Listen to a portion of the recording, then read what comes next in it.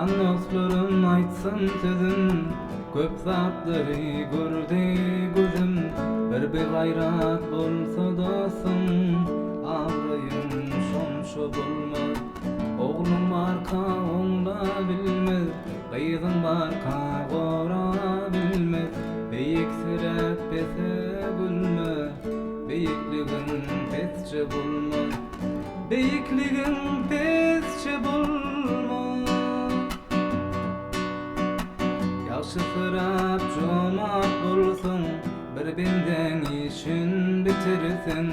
Eden işin dile alsın, bakısı köpükçe bulmaz.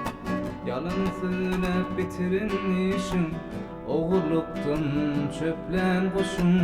Haramlıktan uran pulun, soğulur samança bulmaz.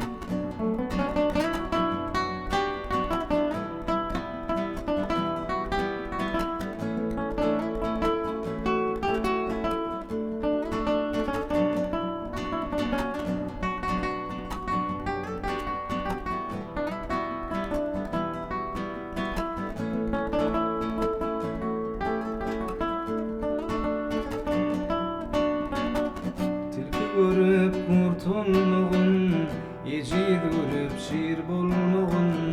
Sen bir adım it bolmağın, yürüşün bir içe bolmaz. Şagadı dir dilim durmaz, kalkın aysan dostun bolmaz. Eger sözüm yalan bolsa, öbüsürüşüm alça bolmaz.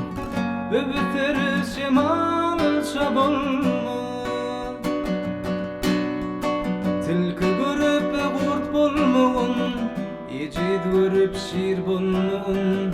Sen bir adım it bolmağın, yürüşün bir içe bolmaz. Şagadı dir dilim durmaz, kalkın aytan dostum bolmaz. Eger sözüm yalan bolsa, öbüsürüşüm alça bolmaz. Öbüsürüşüm alça bolmaz.